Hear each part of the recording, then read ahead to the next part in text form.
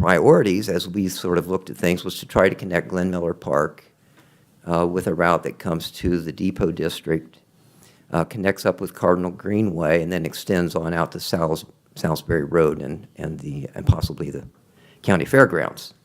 We think that'd be a nice long route that people could enjoy riding.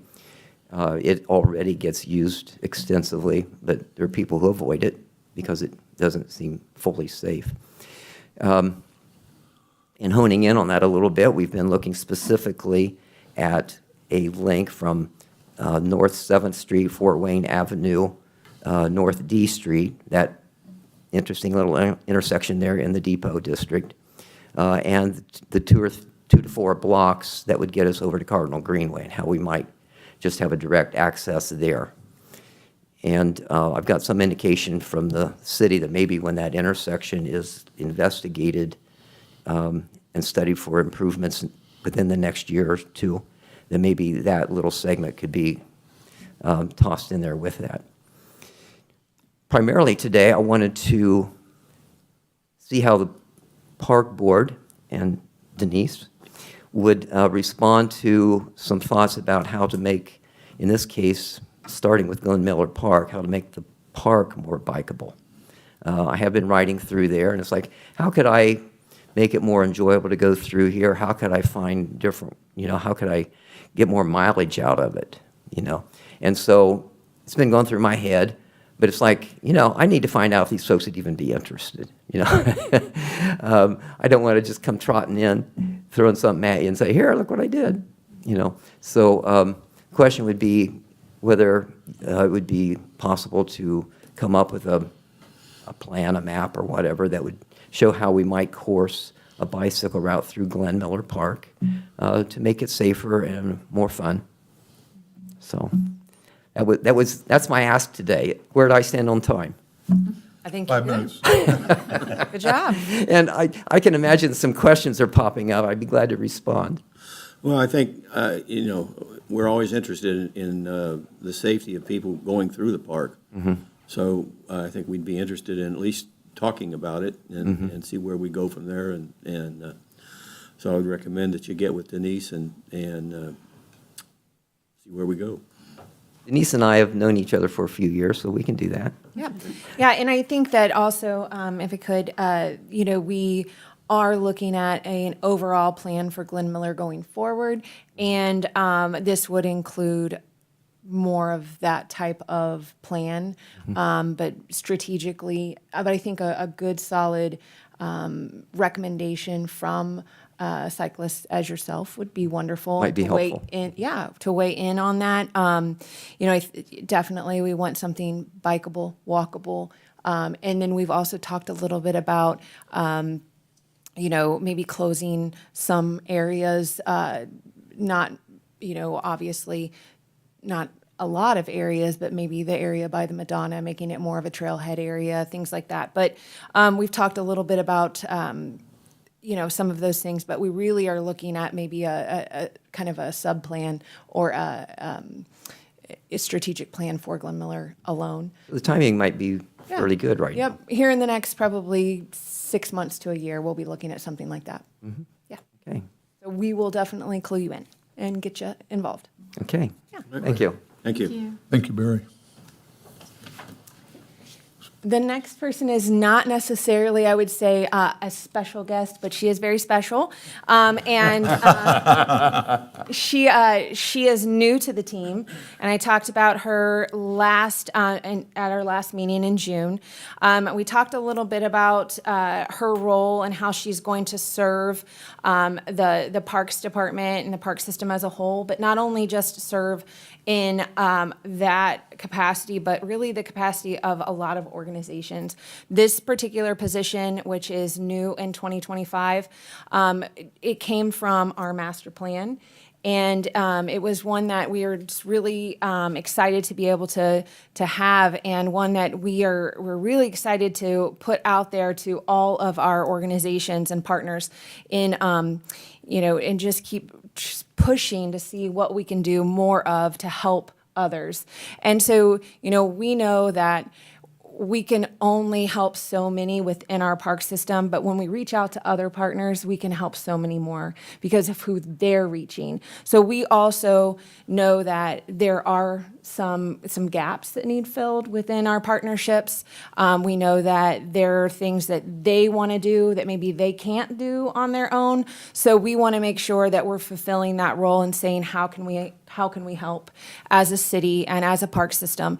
And Stephanie here, as the special projects and community engagement coordinator, will be fulfilling that role and working hard to make sure that she works with our partners and also helps fill any roles within the park system as well. So I'll bring up Stephanie and let her talk a little bit about her role and herself, and so you can get to know her a little bit better.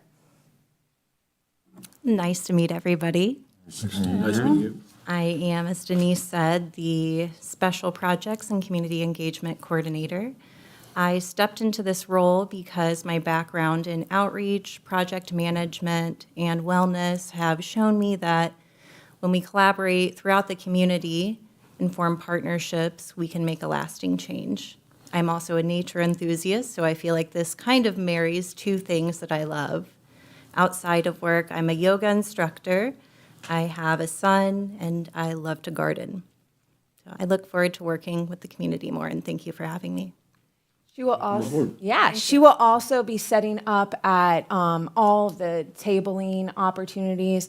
Sometimes we just don't have that opportunity to be able to do those outreach opportunities. All the booths that our community offers, we just don't have that opportunity to do that. So passing out, fans like this that we gave you, and some of the swag, and just having those conversations with our community members to talk a lot about parks and what we offer. And we learned a lot last week that people don't even know about the Middle Fork Trail.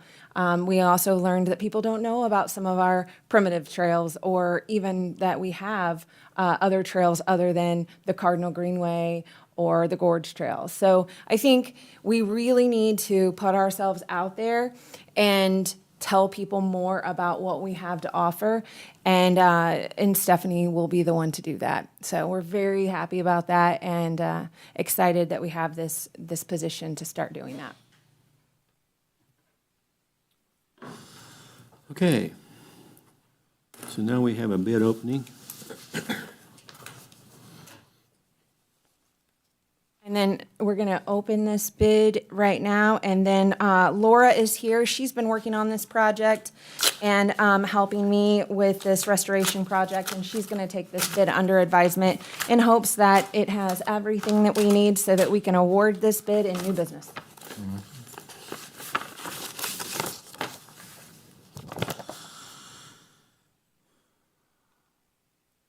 Okay, the bid is Browning Chapman LLC.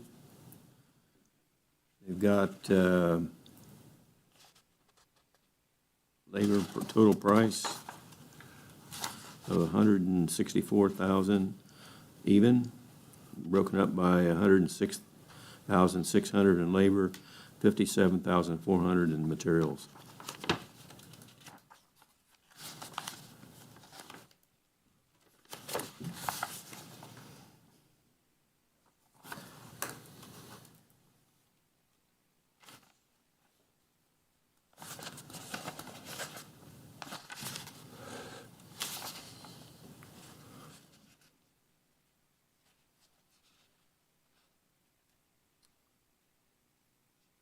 Got the project schedule. Was one other thing I think we're supposed to. Can't hear you. Speak The up. project schedule. I'm just talking. Yeah, I've got, I can't hear.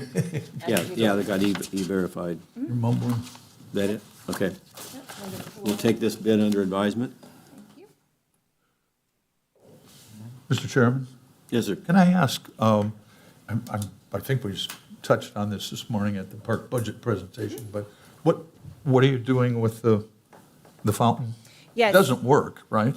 Right, so it currently leaks, and the pump has leaked as well. For a long time, right? Correct, yeah. We are able to get it going for the Rose Garden, but it can go for a day, and then we really need to, we've got it going for Bloom and Glow, and then we really need to shut it off because it just drains. And We're not talking about the fountain out here, right? You're talking about the one in Glen Miller? We're talking about the one at the Rose Garden. At the E.G. At the Hill E.G. Hill Memorial side, Garden. yeah. Gotcha. Yes. Yeah, Nice to it's- know what you're talking about. Yeah. Yeah. I always appreciate that. Yeah. Okay, so what you're talking about is the one that I requested in the lit budget. Yes, that's not the one we're talking about. Thank you very much. Uh-huh. If I may, Denise, I'd like to, Mike, if I could. You mentioned about running the fountain during the Bloom and Glow event, which is obviously the biggest event of the year for the Richmond Rose Garden, which I'm on that board as well. And we appreciated that. It makes, it brings the whole process together of that Rose Garden when it's operating. So it's so important. And Laura, thank you for you and your people for, making the area very presentable, because we use it all during that event, and it was very nice. I don't know if Laura's mentioned to you, but we are reviewing at the park board, or the Rose Garden Board, the opportunity, and we're looking at the legal aspects of taking donations that we've received and redirecting some of those funds, which our intent is, if we can legally, is to support this project. And we would. The fountain project. Yes, the fountain project as part of the Rose Garden Board and that group to help that process. And as you can see in new business, there is a link there, and we'll get to that here in a little bit, but it does describe a little bit about the fountain restoration project. And we were able to get approved from the Indiana Housing and Community Development Authority, as well as Patronicity. So this is a matching project where we receive $50,000 and we raise $50,000.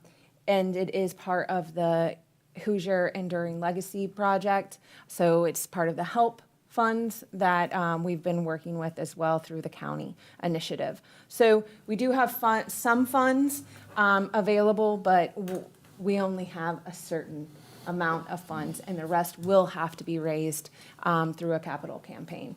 Can I ask how much is budgeted for this project? There's not anything budgeted. This is an improvement Through donations. through a capital campaign. And cap- So currently, right now, we may have pledged approximately 80,000 with the matching funds. So, I mean, we have to match that. We've got a ways to go, but we're going to get Got a there. long ways to Yeah. go. But we're going to get there, determined to do that. Just for whatever purpose it holds, since we're talking about the E.G. Hill Garden. I don't know if you're aware of it, but this year in October, on October 4th, is the Tales of the Departed at Earlham Cemetery. I am going to represent E.G. Hill in that event. I heard. Great. Yeah. That's exciting. So. I've done that before. Yeah, we'll have the opportunity to maybe draw a little more attention to that project. So that's the plan. We'll bring you back up in new business if that's okay. Okay. To talk about the bid. Yeah, Is that all right? sounds good. Okay. Is there any amendments needed?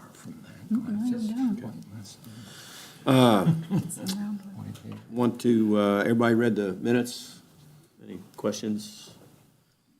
Entertain a motion for approval of the minutes from the June 12th meeting. So moved. Second? All in favor? Aye. Opposed? Park Superintendent report. Yes, so I have a lot to share today, and I'll go quick, but I did want to kind of show you some of our fun things that we have going on. We have our back-to-school splash bash. We also have our farmers market food fight that's going on next Tuesday. Also wanted to kind of show, how thorough our team is on when they they design events, so I wanted to kind of showcase that with you. This is our second annual Farmers Market Food Fight and how it's structured. I also wanted to kind of show you the staff training manual for our JUCO team, because it is a phenomenal training manual. I also wanted to share with you some of our good news stories, some of our thank you cards we've gotten in the last couple weeks, because those are always wonderful. And then I also wanted to share a kind of fun thing, Patronicity, who we've been working with for several years. We've done over 7 projects with Patronicity through various partners where the matching funds come in. And they contacted me and asked if I would be a panelist at their, for one of their proposals that they're doing in Austin, Texas, for the Greater and Greener Conference for the City Parks Alliance. And so I thought that was a really cool opportunity, so I said yes. And so there's only 2 to 3 panelists that have been chosen, and so I'm very honored to be chosen to do that. I'm very thankful for the Indiana Housing and Community Development Authority for all that they've done for us, and for Patronicity for their guidance that they do for all of our events and all of our projects that we've been able to do. So having them ask me to be able to present all of our projects that we've been able to work with them on, I think that this is a wonderful opportunity. So I, of course, said absolutely. So I thought that was a really cool opportunity. I also wanted to highlight that I'm sure that you've heard, but everything has been transferred and closed on the Berryfield Park. And we did transfer those funds over to utilize in Middle Forks docks. So we should be seeing those docks arrive, at least the first set that was fixed soon. So I wanted to make sure that you were aware that that has been done. I also wanted to let you know that, and since Laura's here, I'm going to brag on her a little bit. She, of course, is an ISA certified arborist, and she conducted a basic tree risk assessment for a tree that was a neighbor's tree. You know, there was a complaint from a neighbor on a tree that needed to come down. And sometimes, you know, we need to really just assess that tree and decide, is that something that is a priority or not? And so Laura and I talked a lot about that, and we talked about how we need a priority, a way to go forward in terms of taking down priority trees, and we need an actual plan in place to do that, and develop a risk assessment and base those tree removals on that. And so Laura is coming up with a plan for that, and like I said, she did a risk tree assessment, and it was awesome. And so I just wanted to kind of show you that. You don't have to read it, but I just wanted to make sure that you knew that these are the things we can provide because we have a certified arborist on staff, and it helps us going forward, cost analysis and all that. So just appreciate Laura being able to be able to provide that for us. I have a question, if I might. Yeah. Because this, you know, what we have approved for the tree inventory assessment, will there be a connection with this? Well, a lot of things with that Laura? she does are in connection with this, but not necessarily for trees that would be potentially like, you know, in a neighbor's area, or could be right on the line where we're kind of questioning, is that the neighbor's tree, is that our tree? What's the speed? You want to Okay, say something as well? Yeah. yeah, because, But I think we're really interested in coming up with a policy that we bring back to the board for adoption on how we move forward with these priority trees. okay. As far as the tree inventory goes, the trees in manicured areas of parks will be included in the inventory. The wooded areas are not initially, but if they complete the rest of the inventory and there's money left over, then they plan on doing a basic assessment through the wood lines and some of like the high priority areas in Glen Miller. But like every tree that's mowed around will be included in the inventory and assessment. I did, that's probably the only more recent approval that we've had where I've gotten negative feedback on it because of the cost and the benefit of having such an inventory at that cost. Not that it's, it's a grant. So, but it's still taxpayer money, and that was the avenue or where it came from that I did receive a little negative input on that. And thinking about costs and the damage that hazardous trees can do throughout our entire city, like this inventory will give us the tools and it'll tell us where all these trees are so that we The can. ones that are at risk. Yeah, like in the Yeah. right of ways throughout the entire city. Yeah. So that we can like be proactive about removing the ones that we need to take down. But also know where we can be planting them back without running into gas lines and water lines and. That's why I brought it up. Yeah. Because I believe that the people that have questions about it, or questioning it, are listening to this meeting. So thank you for your input and what I want them to take away with what the benefits to us are. And I think To that end, can you remind us what the grant was that funded it?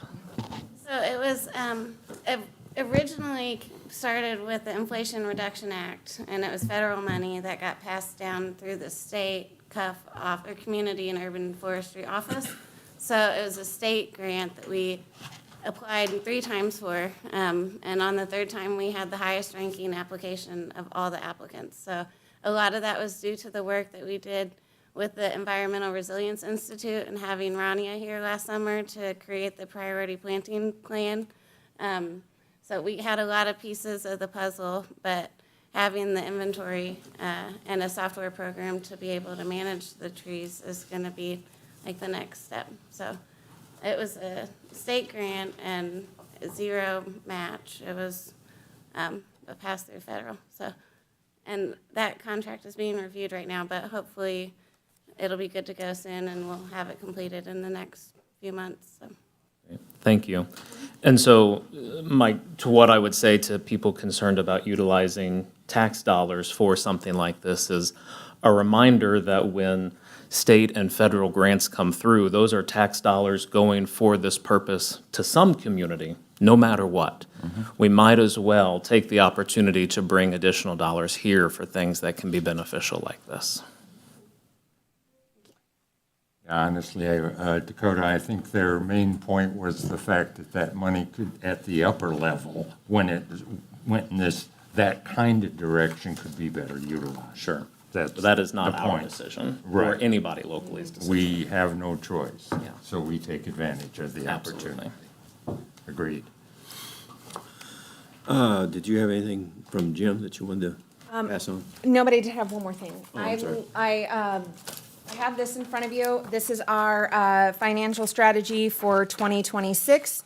This is what I presented today for the mayor, the controller, and a few council members.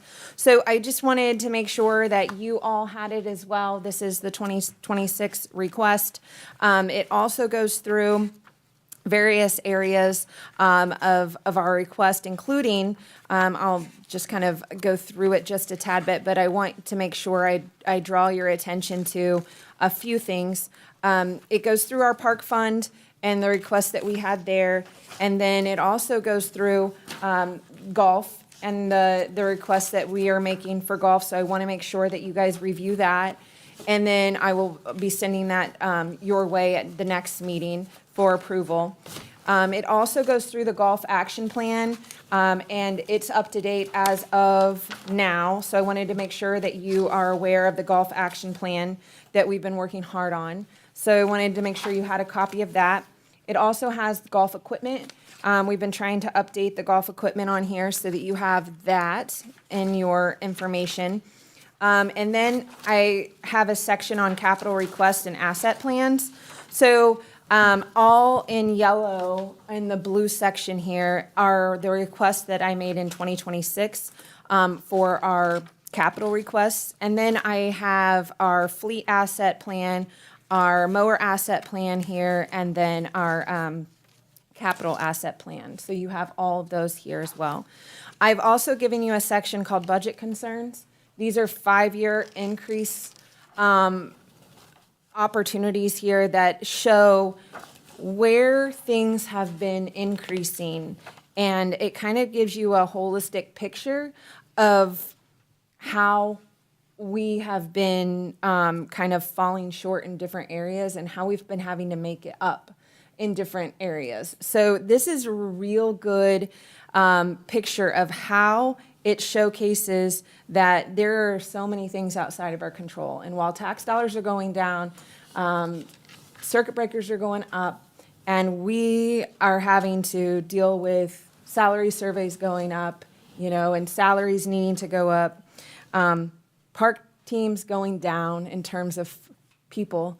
And so, this just really shows that holistic picture for you.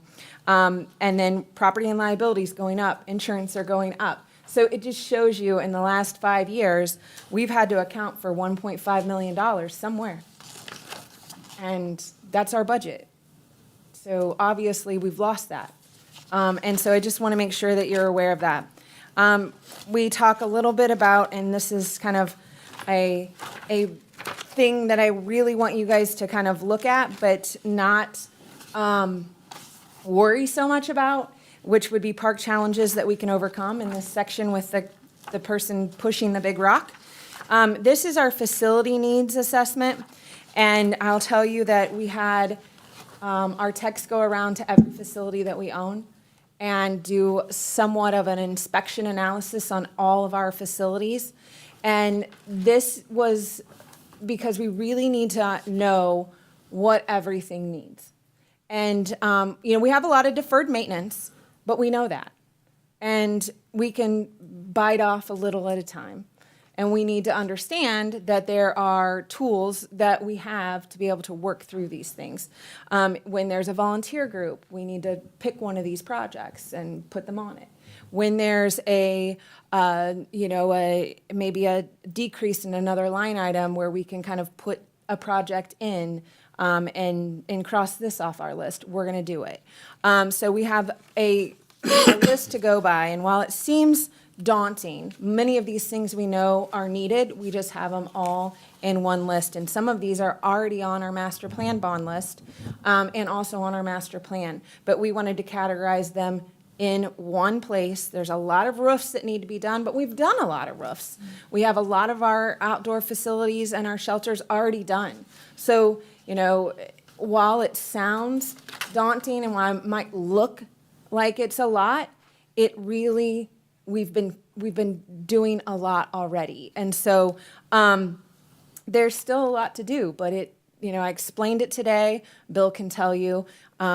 It's like having 25 houses. There's always something to do. There's always going to be something to do. We have 1,100 acres. You know how it is to take care of your own house, and imagine taking care of, 30 of them all at once. So there's always going to be something to do, and we just have to know that and appreciate it and work towards a common goal of fixing things when we can.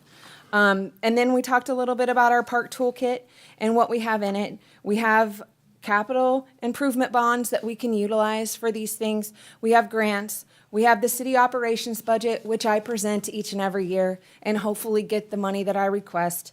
We have donations, and we have generous donors who support the Parks Department on a regular annual basis, and sometimes, more than annually.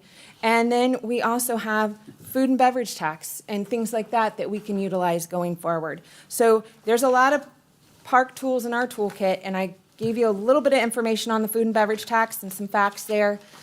This is something that we'll be working towards going forward and talking through, and you all will be included in those conversations. This is still in its infancy, and something that we'll be utilizing as a tool in our toolkit, and something that we'll be able to do some of these projects with. So I wanted to make sure that you had that. And then, Chairman? Are we, I know I know the Parks Department and the administration has looked at and completed getting rid of some of our park lands. Is that conversation continuing? We've been doing a lot of that, and we've been very successful. We've Right. obviously offloaded McBride, we've offloaded Berryfield. There's another park that we're talking through at this point in time, but there hasn't been much movement from Okay. that. I guess I'm just thinking in terms of, we're not going to have as much money next year and the following year. And at some point, we may have to make some difficult decisions about parkland. I think that our parkland currently that we have and own is manageable. That is not something that I'm worried about. I think that the services that we provide are going to need to be, the parks are services, right? And people don't usually pay for park services like they do for other services within a city. So I think the hard decisions are going to be made with people deciding how do you want to provide quality of place services. Those are the hard decisions that really need to be made. Or how we can continue to do it. Yeah, not necessarily how to decrease park land. It's how do you want to provide quality park opportunities and destinations for our Wouldn't you community. agree that that might be a discussion point? If we want to concentrate on some of the parks, we might get rid of some of the parks to do I think that. there's opportunities to work towards federal and state grants to also be a part of the tools in our toolbox, to also work with food and beverage taxes. It's a luxury tax. It's not something we have to implement to everyone. That's the beauty of that. It's if we want to raise taxes for a bond that's across the board, like we've done before in bonds, I think that's a different story and a different conversation. And I don't think that everyone would support that. And so I would be more supportive of a luxury tax to people coming in the city and using that as a repayment source for a bond for capital initiatives than a hike in everyone's taxes to take care of what needs to happen within our park system. Thank you. So a lot of the supplemental materials you see here are some of the org charts, which you may have not seen before, so we can go over those anytime that you'd like. And then one thing I also wanted to talk through just really quick is a little bit different initiative in gorge activation that you're going to be hearing in the next month or so, which is something that I'll be presenting to council in a form of an ordinance, which we are going to start to go through and request to council to do a build, operate, transfer for our gorge projects going forward, which will speed things up and also have a cost analysis and a cost, it'll save in the end for some projects. Right now, we do a design, bid, build delivery method, and the consultants have recommended that the build, operate, transfer delivery method would be a better option going forward. So I gave you some information here, and you're welcome to research that on your own. It's not something that the city has done before, but it's not a new method at all. So that's why I wanted to start the conversation and let you know that it's something that we're exploring and talking through, and I introduced it today to council and to the controller and the mayor as well. So they're also both on board. But it's something that is fairly new to the delivery methods that we've used before. So just wanted to make you aware of that. And then there's benefits in all of that here. So I'm happy to go through this packet with you at any time, or if you're looking through it and you have questions, call me, text me. But I know it's a lot of information to soak in, but it is we have a lot that we do in the department. So I just wanted to make sure you had everything that you needed. And that's my report. Did you have anything for Jim? I do not. He's busy at the pool. Financials.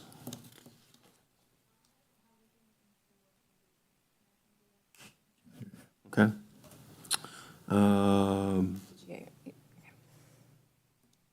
Do we have any questions? Oh, okay. Wes is not here. Becky, did you have anything? God, no. I'll go really fast. Okay.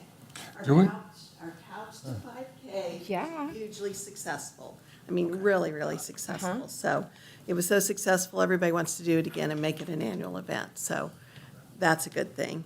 And they're wearing their T-shirts everywhere, and I like to see that. Monday Mashup is coming back, which is what we do in a partnership with Reed and our instructors, and it's an informational 6-week program that really dives into things where both our members can ask questions and Reed can give answers of things like, how do I reduce my blood pressure? What do I do if I'm anxious? What happens if I need to manage weight? What's my heart going to do? And what are exercises that can complement it? What are nutritions and food? So it's a nice program. We are starting insurance programs early because we know everything's going to change on October and then in November. So we have Brian, who does the city things. He's coming out next week, actually, to do an informational thing to tell you, what do you need to know? What do you have to get ready? What's important? So that each month we can prepare for that. And we also we're designing a T-shirt. We just did a cyber safety unit yesterday that was really cool. We had James Bond from the Morrison Reeves Library come and do a cyber safety. And it was very nice because people actually asked questions that were very relevant to today and AI and what to do and how to know. So that was really good. We're having shedding sales. We're going to have 3 of those in a row, and those will be the last of August, September, and October. And it's a way to take things that we know our children do not want and find a new home for them that we all feel good about. So we'll have our shedding sales. Bat houses, luckily we have Brandon in-house here. For some reason, everybody's come to me and say they want bat houses. I don't know why, but we want bat houses. So he's going to come educate us on which bat house to buy, where to put it in your yard, how many bats do you want in your bat house. So he's going to give us a whole informational thing the end of this month on bat houses. Bingo is now there, starting in August, every Monday, every Thursday, and the last Friday. So that made the bingo group feel really good about that. And last, starting in 2 weeks, we will have our science fiction to science fact, and we're starting our movies. And the first one is Fahrenheit 451. So anybody who wants popcorn and wants to sit, and we're doing it as you have to talk out loud. I have to go here. You have to talk out loud during the movie, so we're breaking all the rules. You're eating popcorn openly, you're talking out loud, and you're reviewing what's happening and what we know is now fact that used to be really science fiction. So that's what we have going on. So any questions or anything? And we're still adding new members. How cool is that? I think we added 10 in June, and we've already had 4 new members this month, so that's not bad. Great. Thank you. Okay, don't think we have any other reports, boards, concerns, or comments. Delegation correspondence, old business, new business. Approval of a Whitewater Gorge Trailhead Improvements, change order number 2. This change order for the trailhead, and just like I told you before, I will bring every change order to you that has any type of monetary value, but I also bring change orders just so you know what's kind of happening. But this change order outlines any modifications to the original contract, including the base bid. We had several items that we needed to adjust according to the quantities, prices, and notable changes being reduced in standard bollards and the decorative stone, but also we had to add the addition of wood post bollards, planting soil, and natural boulders. So there were some additions, there were some subtractions, and it all equaled out to change order number 2, which is an increase of $28,222.99. So that is what I am recommending, that we move forward. Though probably every month you'll have something coming to you for this project. There's a lot going on, and so I just wanted to make sure that you know that. But that's my recommendation, would be to go forward with change order number 2. This is still the first phase of the project? Yes. You said for 28,200? $22.99. Okay. Entertain a motion to approve the change order in the amount of $28,202.99. So moved. Second. All in favor? Aye. Opposed? Okay, contract number 104-2025 to Smerelli Brothers in the amount of $233,000 for the construction of a pole barn at the maintenance complex. Yes, this is a budgeted, 2025 budgeted expense. You'll see in our line item for infrastructure, we accounted for $200,000. We do have a cost savings from our capital line item for the remainder of the $33,000, which will be moving up to this line item. We will be doing the demolishing of the existing building to save funding on this project. And this will also help us to keep all of our tools, equipment, and fleet under roof at our maintenance complex. So right now, we have some under roof, but others are out around the gate. But with this particular pole barn, we'll be able to fit everything in another area, so. That's the maintenance building at Glen Miller. Correct. So there'll be there'll be 3 buildings on site at that complex. Any questions? I just want to confirm what I think I heard with the budget. You said 200,000 was budgeted, and then we're moving the other 33 from another line item that was savings. Okay, cool. Just want to make sure I understood that right. Yes. Okay, entertain a motion to approve contract 104-2025 to Smerelli Brothers in the amount of $233,000 for the construction of a pole barn at the maintenance complex. So moved. Second. All in favor? Aye. Opposed? We bid this out, right? Correct. How We many? had 2 bids. 2 bids? Item, approval of a contract 109-2025 to Catron's Glass, the amount of $5,516.74 for new commercial-grade doors purchased and installed. We've invested this past year for new locking systems for our restrooms at the playground, Roosevelt Hill, and other areas. Right now, the doors are in need of replacement to keep these locking systems in working order. These doors are rusted, and so they're having trouble actually locking and shutting. These locking systems, they actually help with offloading some of our overtime to be able to also keep the restrooms open longer at these facilities, at these restrooms. So it's time to get the brand-new commercial doors at these locations. So that's where the approval comes in, because they will have to install them. That's why it's a service. Questions or comments? Entertain a motion to approve contract 109-2025 to Catron's Glass for the amount of $5,516.74 for new commercial-grade doors purchased and installed. So moved. Second. All in favor? Aye. Aye. Opposed? Are we installing them? Okay, that's what I thought. Approval of park system rental rate increase. I'll let Emma just reiterate our rental increase if you have any questions. But as we discussed in the June meeting, this is a recommendation from our financial advisors, Baker Tilly, during our 5-year financial review. Park staff are recommending an across-the-board rate increase. Most are very minimal to increase the revenue to sustain services rendered. We're also requesting the column to the far right with the higher amount for facilities is projected in our 2026 budget. Did anybody have any questions or concerns about what we had talked about at the last meeting as far as increases for the cabin and shelter rentals? The Charles House is not included on this list, is that? Charles House is the top one. It's the very first The one. one I can't read? Gotcha, thank you.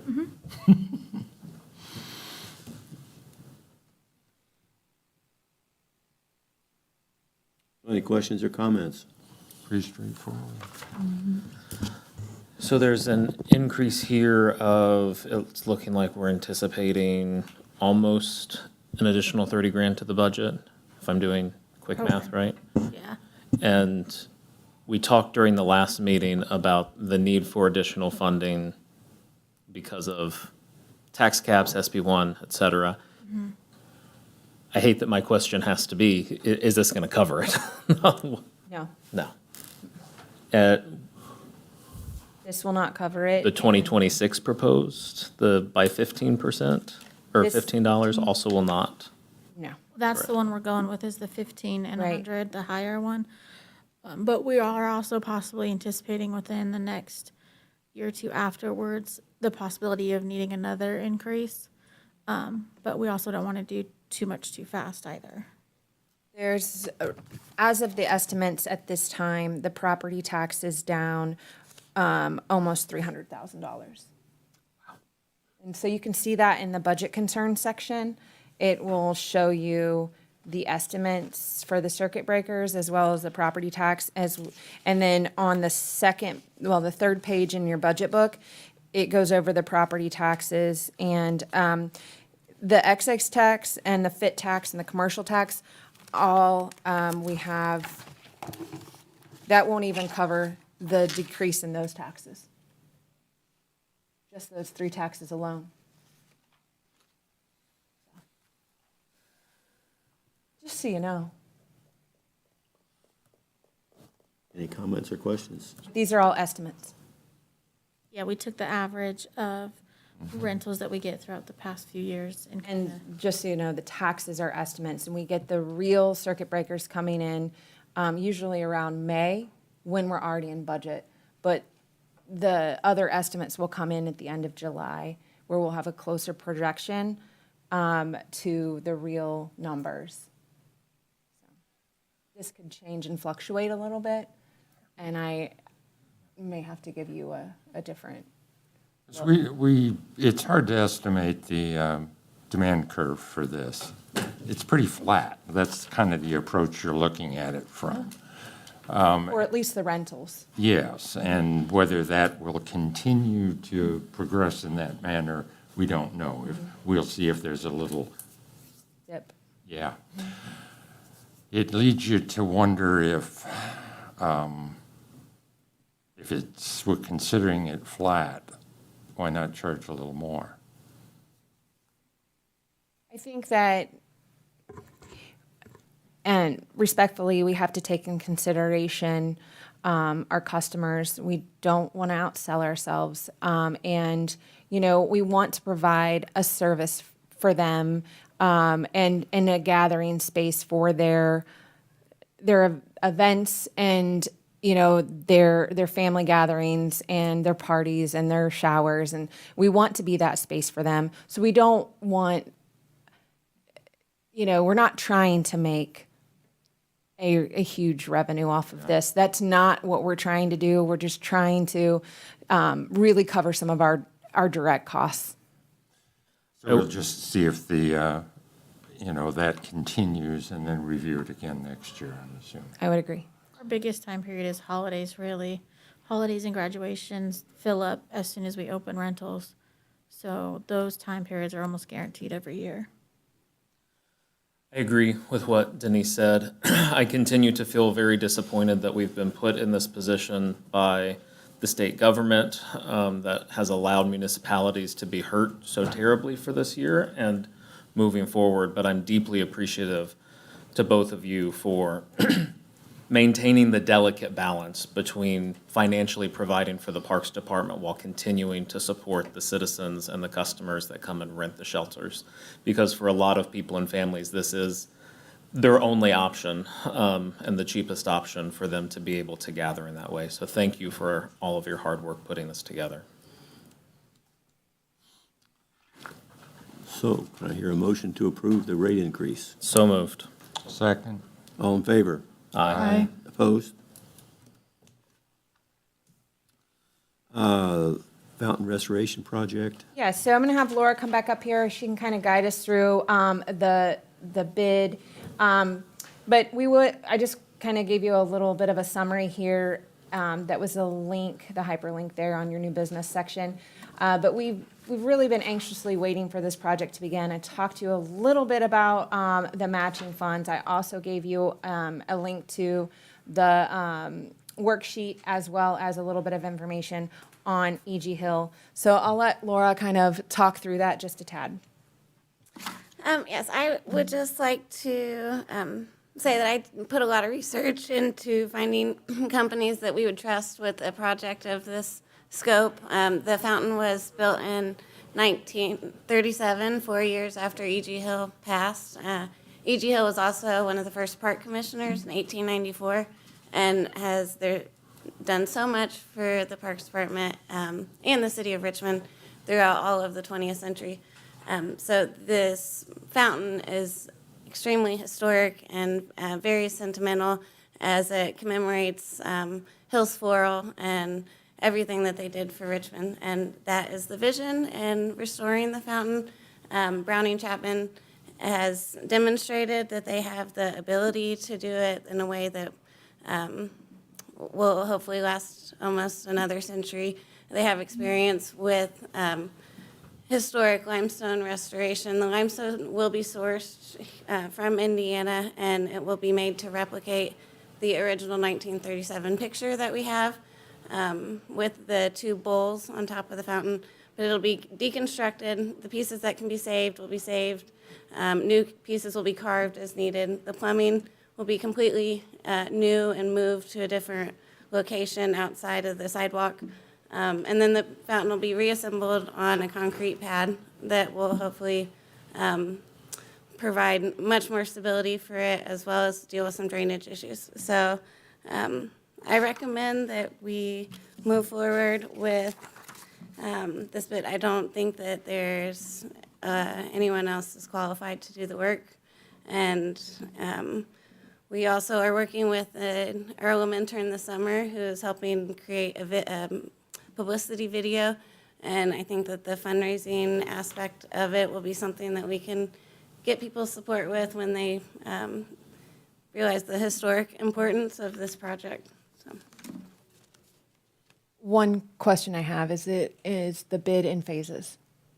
There is this a timeline, a work schedule included in here, and that is something that I did notice. They had some winter. It would be starting in like August of this year and completed and at the end of March of 26. However, they have 60 days for winter weather and plumbing and concrete starting in February. So I would maybe make a recommendation that we have 90 days for winter weather and construction start again at the beginning of March, which would push the completion back to April. Hopefully still be able to, it would be done by bloom and glow of next year.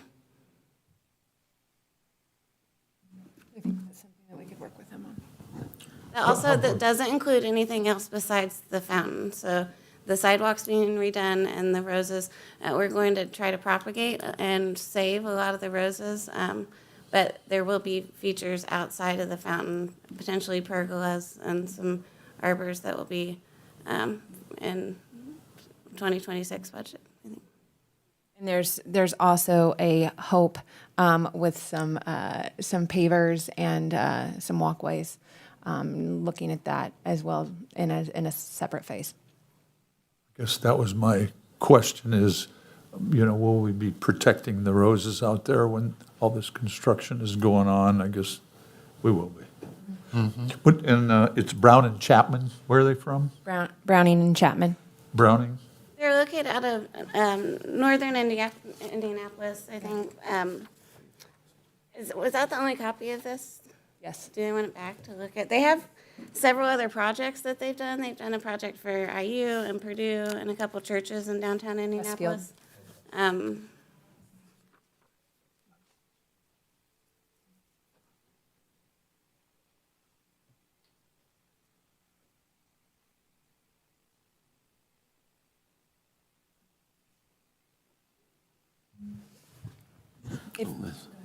I was just going to say I have a couple questions and one comment. And I guess for Mike, do you know if Bloom and Glow for next year has been scheduled yet, if we have a date?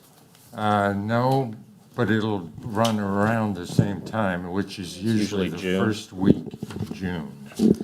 The Wednesday of the first week in June is traditionally the date.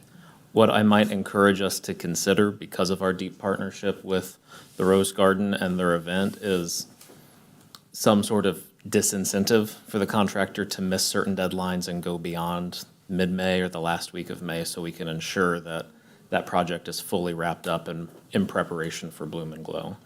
I also had a question about the timeline for executing a contract based on this bid. We're talking about still raising money. Would we wait until the money had been fully raised before executing a contract?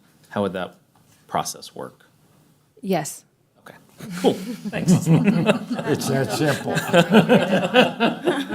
Yes, the money has to be raised, but it's important, and we'll work with Browning and Chapman on that. It's important, so the project schedule would change, but it is important that we have all funds in hand prior to starting the project. And so I guess my only concern with that was, I haven't actually seen the bid, but is there an expiration on the bid? So if would we have to rebid if we don't raise the money in time?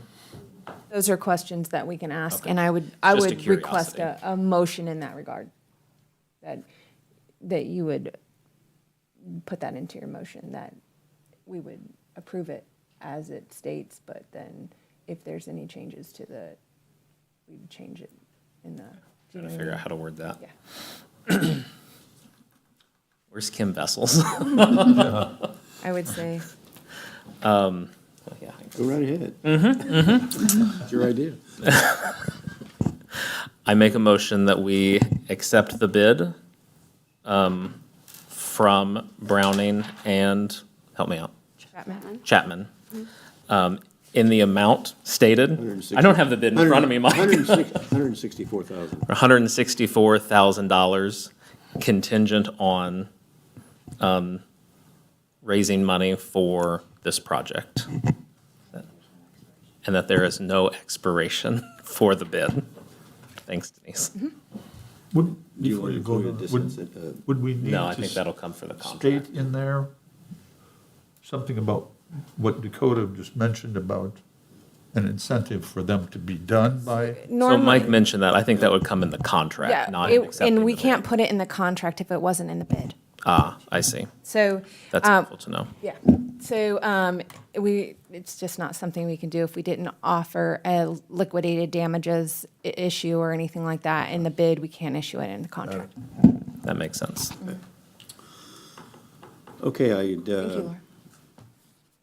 entertain a motion for, I think Made the motion. You made the I'm motion. sorry. Second. You're hearing a second. Not doing it again.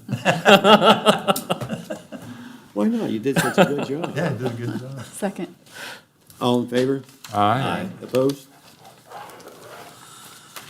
Okay, I don't believe there's any further business, so No, I did want to let you know that the reason why the agendas look a little different is because as of July 1st, there's been some changes, and we have to put all of the board at the top of the agenda, and things are just a little different these days in terms of what's required by the state due to House Bill 159, I believe, or is it 1159? Something like that. Anyway, so just wanted to let you know that they'll all be posted online. There's a YouTube channel now, so you all are famous. All right, And still more people watch this than we think, Yeah. you know. And it's good. Transparency is good, and more we share about parks, the better, right? Absolutely. entertain a motion for Adjournment. Adjournment. So moved. Second. All in favor? Aye. Opposed? We're adjourned.